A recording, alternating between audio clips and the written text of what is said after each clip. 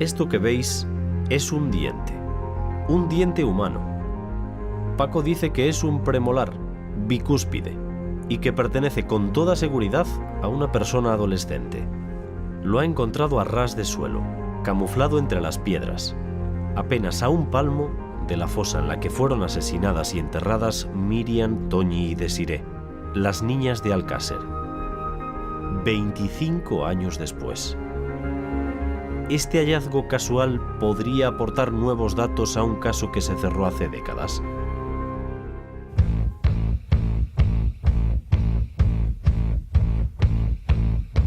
Paco y yo llegamos a Alcácer a primera hora de la mañana. No nos podíamos imaginar las sorpresas que nos iba a deparar el día. Estamos a las afueras de Valencia, Paco, cerca de un pueblo cuyo nombre ha quedado grabado a fuego en nuestra memoria, Alcácer. Aquí se cometió un triple asesinato hace 25 años, el de 3 niñas, Miriam, Toñi y Desiré. Sí, es un asunto que nos resulta familiar, ¿no? Porque tuvo mucho impacto a través de los medios de comunicación y también en la perspectiva forense, que se hizo muy polémico, con algunas incertidumbres, algunas de las cuales están justificadas y otras a mí me parece que son completamente innecesarias. Lo único cierto es que solo hubo un condenado, Miguel Ricard. Otro acusado está desaparecido, Antonio Anglés. Y lo cierto es que 3 niñas fueron secuestradas, torturadas, violadas y asesinadas. Y quizás ahora, 25 años más tarde, podríamos analizarlo, aspectos ya conocidos que nos permitirían poder crear una opinión coincidente o no con las que allí se discutieron. 13 de septiembre de 1992, viernes noche. Antonia Gómez, de 15 años, y sus amigas Desiré Hernández y Miriam García, de 14, salen de sus casas en Alcácer con intención de ir a la discoteca Color. Deciden hacer autostop. Su pista se pierde en Picassent. Las 3 niñas de Alcácer nunca llegaron a la discoteca. En las afueras de Catadau hemos quedado con Jerónimo Boloix, inspector de policía retirado y experto en crónica negra. Él conoce bien todos los detalles del caso Alcácer y nos va a guiar por los escenarios del crimen. Dani, ¿Cómo estás? Hola, ¿qué tal? Muy bien. Bueno, pues ya estamos en el primer cruce del camino que sube hacia la Romana. Tú nos vas a hacer, por lo tanto, de guías. ¿A qué distancia está aproximadamente? Sí, aquí la distancia desde este cruce hacia la fosa pues serán 2-3 kilómetros. No es tan importante la distancia como la dificultad para acceder. Pues adelante, Jero, tú nos guías. Venga, vamos.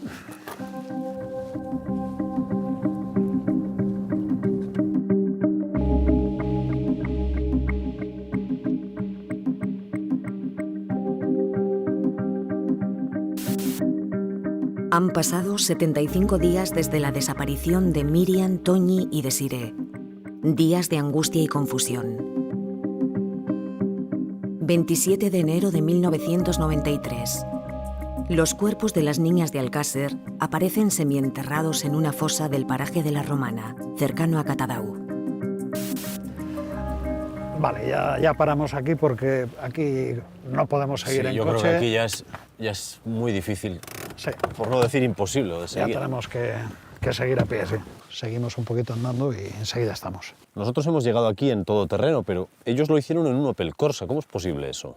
La verdad es que ahora el camino está en este tramo bastante peor que como estaba entonces, ¿no? ¿Cómo es posible que 3 chicas jóvenes estuvieran dentro de ese coche sin poder escapar durante tantos kilómetros en una pista como esta? El Opel Corsa es un coche que tiene 2 puertas.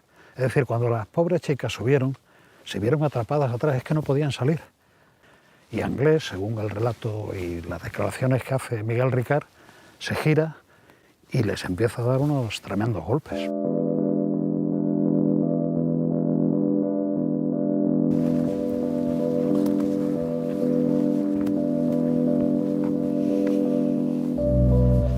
Pues esto es la fosa.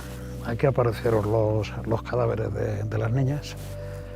Y veo que con el paso de los años también se ha intentado convertir en una especie de santuario, ¿no? Plantando 3 cipreses con plantas. Sí, la verdad es que esto se ha convertido casi en un lugar de peregrinaje, ¿no? ¿Cómo se produjo el hallazgo? ¿Quién las encontró? Bueno, aquí fue bastante casual todo. Dos dos personas mayores, tenían instaladas allí arriba unas colmenas y decidieron venir a ver cómo estaban porque había habido unos temporales por aquí, viento, lluvia, y uno de ellos pues, se quedó allí arreglando una de las colmenas y el otro se puso a pasear por aquí. Se vino hasta esa zona y de pronto bueno, pues le llamó la atención algo que sobresalía del suelo y resultó ser pues, unos huesos, y al final de los huesos se veía un reloj. Lógicamente él se alarmó, llamó a su consuegro y se fueron a avisar a la Guardia Civil. ¿Cómo estaban los cadáveres? Los cadáveres estaban totalmente vestidos, algunos de ellos atados con unas cuerdas, y estaban bueno, superpuestos uno encima de otro y cubiertos con una moqueta. Inicialmente se cree que hay un cadáver. La sorpresa es después, cuando se comienza el levantamiento, que debajo de ese cadáver, que se considera que es único, pues aparecen dos más. La Romana es un paraje solitario, alejado de todo. Aquí nadie pudo oír los gritos de las niñas. ¿Por qué los asesinos decidieron enterrarlas en esta fosa? Esta fosa, que medía aproximadamente 2 metros de largo, pues 90 de ancho y unos 80 o 90 de profundidad, se utilizaba por parte de Anglés y sus hermanos para esconder una moto que habían robado. Entonces la fosa existía. Parece ser que matan a las niñas ahí en la caseta de la Romana, que está aquí a unos cientos de metros, y deciden esconder a las niñas porque tienen este hueco. El levantamiento de los cadáveres de Miriam Toñi y de Siré estuvo rodeado de polémica. Según algunos, los errores que se cometieron en el escenario del crimen pudieron entorpecer la investigación. Se perdieron evidencias clave para esclarecer el triple asesinato. Mucha gente critica, ¿no? Esto no se quedó acordonado. Bueno, pues se acordona el tema para que no entren personas ajenas de la investigación. Es que los que se quedaron aquí mientras se esperaba la comitiva judicial son los 3 guardias civiles que tenían la responsabilidad de inspeccionar el tema y colaborar para el levantamiento de los cadáveres. Es cierto que uno de los propios apicultores que descubrieron esta fosa participaron también en la exhumación. Se empieza esa maniobra y uno de los apicultores también comienza, es verdad, con la mano a ir apartando tierra. Posteriormente, cuando ya se encontraron con la situación de que debajo de ese cuerpo había más, ahí es cuando se levantan todas las alertas y se empiezan a tomar muchísimas más precauciones porque estamos en un tema más complicado. Otro de los cuestionamientos es que no se fotografió adecuadamente la escena. Se fotografía el primer cadáver. A partir de ahí, el guardia que estaba encargado de aquello dejó la máquina y se puso a ayudar a los otros a extraer aquellos cadáveres. Una vez que se encuentran lo que se han encontrado, sí se acordona todo esto, porque ya la noche se ha echado encima, allí no tiene ya mucho sentido seguir. De hecho, se iluminaban con unas linternas y unos coches puestos allí arriba, con los faros encendidos, ¿no? A la mañana siguiente, a las 9 de la mañana, hay 10 especialistas de la Guardia Civil y del Cuerpo Nacional de Policía que hacen una inspección en la fosa, en todos los alrededores de la fosa y de aquí a la caseta de la Romana. ¿Cuáles fueron las pruebas, digamos, determinantes que permitieron ir encauzando la investigación? Bueno, absolutamente determinante fue encontrar alrededor de la fosa y retenido por los arbustos trocitos de papel que, una vez recompuestos todos los que se encontraron, nos dieron que era un volante de asistencia en una clínica. En ese volante se veía un trozo de un apellido, concretamente ponía Angle, y abajo la dirección correspondía al domicilio de los hermanos Anglés, y eso fue lo que motivó que esa misma noche se fuera a detener a Enrique Anglés, que era el titular de ese documento. Y después, ¿cómo llegan a Antonio? Porque se dan cuenta de que Antonio lo que hace es utilizar el nombre de su hermano para hacer las cosas habituales. Él, en este caso, tuvo un episodio de una enfermedad venérea. Fue al hospital a tratarse y utilizó la documentación de su hermano Enrique. Enrique es una persona que es un deficiente mental y que comprobaron que era incapaz de hacer muchísimas cosas de las que, bueno, se suponían que tenían que haber pasado. Van a la casa de los Anglés y estando allí aparece un individuo que hasta el momento no se tenía ninguna sospecha sobre él, que es Miguel Ricard. Se le toma declaración como testigo. Y Miguel Ricard dice una cosa muy curiosa, y es que al tiempo en que sucedió la desaparición de las niñas, él estaba en la cárcel y la Guardia Civil comprueba que está mintiendo, que en aquella época él no estaba en la prisión. Y eso es lo que motiva que se centren las sospechas sobre él y queda detenido. Hago el mismo recorrido que hicieron Miriam, Toñi y Desiré aquel fatídico viernes camino a la discoteca Couleur. Algo más de 3 kilómetros. 40 minutos andando. Las niñas deciden hacer autostop. En Alcácer las recoge una pareja que las lleva hasta la gasolinera Mari, a la entrada de Picassent. Desde la gasolinera continúan a pie. Un conocido que pasa en ciclomotor las saluda. Nada hace pensar que les pueda suceder algo malo. Es junto a esta ermita de Picassent donde se les pierde la pista.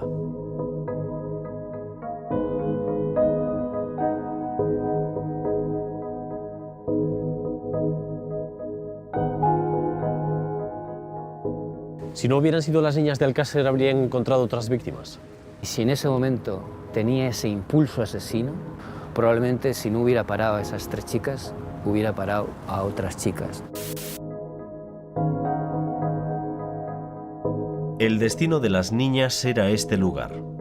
Donde hace 25 años se encontraba la discoteca Couleur, hoy hay un supermercado. Tras el crimen, la discoteca se convirtió en un lugar maldito. Le cambiaron varias veces el nombre, pero acabó cerrando.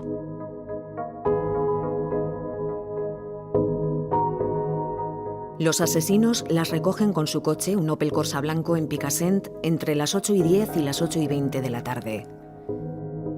Pasan junto a la discoteca Couleur, pero no se detienen. Continúan en dirección a Catadau. El vehículo se adentra por caminos vecinales. Las niñas, asustadas, gritan pidiendo auxilio. El copiloto las golpea repetidamente hasta hacerlas callar. El coche llega hasta el paraje de la Romana.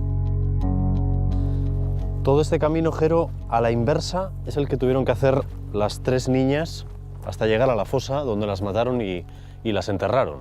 Sí, efectivamente es un recorrido no demasiado distante, bueno, calculo 400, 500 metros, pero bueno, ciertamente dificultoso, ¿no?, para subir. Y después de que las hubieran torturado, violado, de noche... Sí, la verdad es que el trayecto de llegada, pues bueno, pues las niñas venían en mejores condiciones, ¿no? Pero como suponemos que subieron, pues la verdad debía de ser lamentable. Es terrible. La indefensión que se produce en ellas seguramente ya saben cuál es el resultado final de lo que les va a ocurrir. De aquí no salimos vivas. Si es que pudieran hablar entre ellas, tiene que ser tremendo. No sé qué palabras emplear.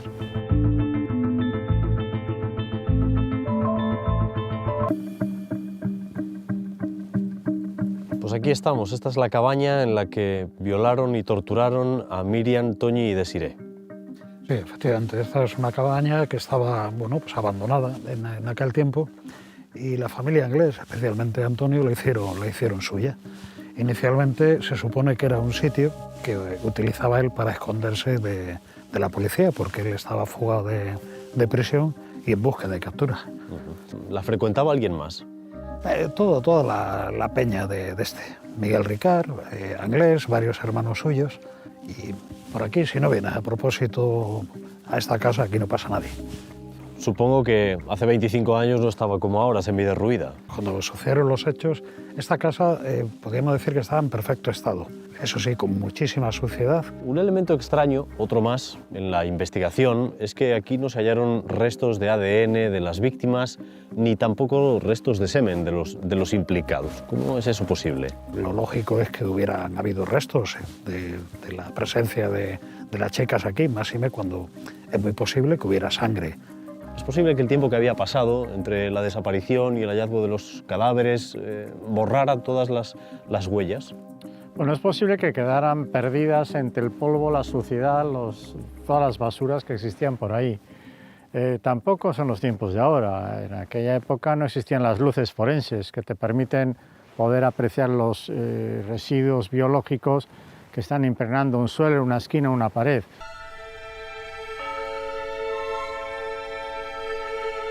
Esto es lo que queda de la cabaña de la Romana. Pintadas en las paredes, basura. Hay curiosos que siguen viniendo por aquí atraídos por el morbo del lugar. Unas escaleras estrechas conducen al piso superior. Me imagino esta habitación de noche, escasamente iluminada por un par de linternas. Aquí sucedió todo. Lo que sí quedó acreditado es que las torturas, el grueso de las torturas y las violaciones ocurrieron aquí y que ellas estuvieron atadas a ese palo que podemos ver desde aquí. Fundamentalmente parte de la declaración de Miguel Ricart. Si él no hubiera dicho que los hechos habían sucedido aquí, es difícil que hubiéramos podido determinar que este era exactamente el lugar, ¿no? Ahí se encontró un pendiente de oro que correspondía a una de las niñas. Y hay una cuestión, en el poste, por ejemplo, se hallaron unas cuerdas que se supone que cogían las ligaduras que tenían las niñas. Las ligaduras que se encontraron en la fosa y la cuerda que estaba ahí eran de la misma clase. Eso es importante porque en la autopsia se describen que esas cuerdas con las que estaban atadas en algún caso están cortadas y ya se interpreta que probablemente lo eran porque estaban atando a otra estructura, es decir, que no solamente estaban maniatadas, sino además retenidas, sin ninguna posibilidad de escaparse en algún momento de despiste de los propios criminales, ¿no? Ricart y Anglés se tomaron la libertad de bajar al pueblo a por comida, ¿no?, durante la retención de las niñas. Hombre, según el relato que hace Ricart, al cabo de un rato ya de haberles dado, en fin, malos tratos, muchos golpes y demás, paran para ir a cenar.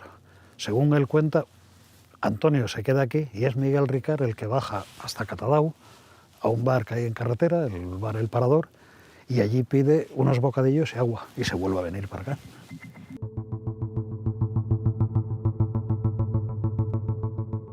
Sí se encontraron pelos aquí en un colchón que había, además de en el Opel Corsa, además de en la propia fosa, que todos unidos contribuían de alguna manera a inflar esas teorías alternativas. No es ese lugar un sitio aséptico donde todo lo que se encuentre está relacionado con el acto criminal. Tiene que haber una coincidencia espacial y temporal. Es decir, esos pelos podían estar aquí mucho tiempo antes, corresponder a otras personas que por diferentes razones han estado en contacto con la casa, con los colchones o con cualquier otro sitio. Personas que podían haber estado antes de que ocurrieran los asesinatos. Naturalmente, o sea, y sin tener nada que ver con el acto criminal. Y es que con respecto a los colchones que aparecen aquí, tampoco son nuevos, se han traído de otra parte, está mezclado con un montón de basura. Los colchones pueden tener pelos ya de origen, al igual que la moqueta. La moqueta que está en la fosa, esa puede tener todo tipo de adherencias, de incrustaciones, de fluidos y de pelos que pueden venir de incluso de años atrás. Sin embargo, se decía que ninguno de ellos se correspondía ni con Ricart ni con Anglés. Primero, no fueron identificados y segundo, que nadie relacionó esos pelos con el acto criminal y con la responsabilidad criminal en este tema. En total se recogieron 654 pelos en las distintas escenas del crimen. Poco a poco he ido despejando todas las dudas que tenía sobre el crimen de Alcácer. Sin embargo, el caso todavía nos iba a deparar una última sorpresa. Dani. Estábamos a punto de acabar la grabación en La Romana cuando Paco encuentra algo inesperado, solo a unos centímetros de la fosa en la que fueron enterradas las niñas. ¿Qué ves ahí? Nada, piedras. Es un diente. No será verdad. Eso es un diente. Eso es un diente humano. ¿Pero estás seguro? ¿O no Sí, estás seguro? sí, que sí. Es un diente, es un premolar, seguro. No lo creo, no me lo puedo creer. Bueno. 25 años después. Que pueda haber cualquier cosa así que se haya quedado, estar en los cuerpos en putrefacción, eso es un diente. Es un diente humano. Sí. ¿Cómo lo puedes saber? Pues veremos ahora qué es lo que se puede hacer, pero ese es un diente humano y estando aquí, al lado de una fosa, donde se recuperaron 3 cadáveres, donde salió el cuerpo en putrefacción, te digo que eso se ha caído en el sitio, se taparía con la tierra, ahora está lavado por el agua, eso es un diente. Yo es que no doy crédito. ¿Y qué hay que hacer ahora? Lo que vamos a hacer son unas fotos y esto lo que tenemos que hacer es avisar. Tenemos que avisar a la Guardia Civil. Alertados por Paco, no tardan en llegar los expertos del Departamento Criminalístico de la Guardia Civil.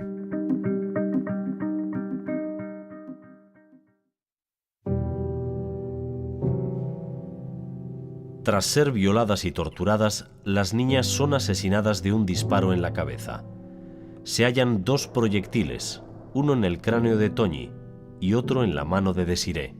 En la fosa también se encuentra un cartucho sin percutir GECO calibre 9 milímetros corto.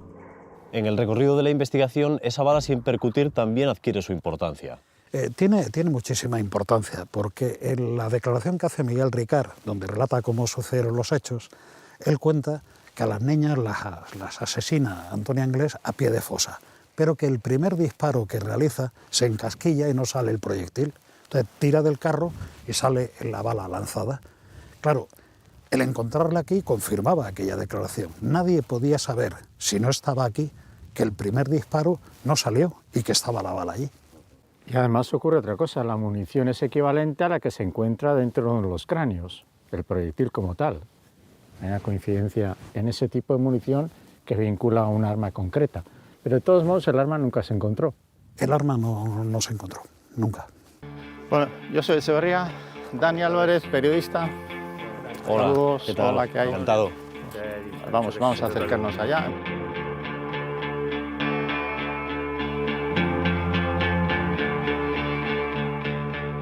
Eso de ahí es un diente humano bicúspide, es un premolar. Claro, luego a partir de ahí me he dejado los ojos mirando el resto, pero no he visto nada más. Los expertos de la Guardia Civil se encargan de recoger el diente y enviarlo al laboratorio. Allí será sometido a un análisis de ADN para comprobar si pertenece a alguna de las 3 niñas. Virgilio, 25 años después, hemos estado en el lugar de los hechos, hemos estado en la fosa y nuestro lector de huesos, Paco Echeverría, ha encontrado un diente que está convencido que se corresponde con un diente de adolescente, un premolar, que sería seguramente de alguna de las 3 niñas. ¿Usted cree que eso es posible? Que un diente hubiera quedado oculto entre la tierra es perfectamente posible. No me extraña. Me parece, en cualquier caso, un hecho notable. Aun cuando, en mi opinión, identificado el diente como de una de las niñas, porque el ADN así lo acredite, no modificaría el estado de la causa ni de las conclusiones que se alcanzaron en la sentencia. Un Opel Corsa blanco llega al paraje de La Romana. Antonio Anglés y Miguel Ricard bajan del vehículo y obligan a Miriam García, Desiré Hernández y Antonia Gómez, que están en el asiento de atrás, a acompañarles a una caseta abandonada. Suben al piso de arriba. Allí, las niñas son atadas a un poste del que las van soltando una a una para golpearlas y violarlas. Pasadas unas horas, las conducen violentamente hasta una fosa cercana, provocándoles múltiples heridas. Finalmente, Antonio Anglés dispara a corta distancia un tiro a la cabeza de cada chica, lo que les ocasiona la muerte instantánea. ¿Tú crees que después de 25 años las familias de las niñas de Alcácer han podido cerrar las heridas? En los casos de duelo, siempre el duelo que tiene peor pronóstico es el duelo de los padres que han perdido a un hijo. Pero si a esto añadimos el tipo de crimen y cómo fueron asesinadas, todos los días habrá algún momento del día que recuerden a su hija y tengan esa sensación de desazón y de tristeza profundísima.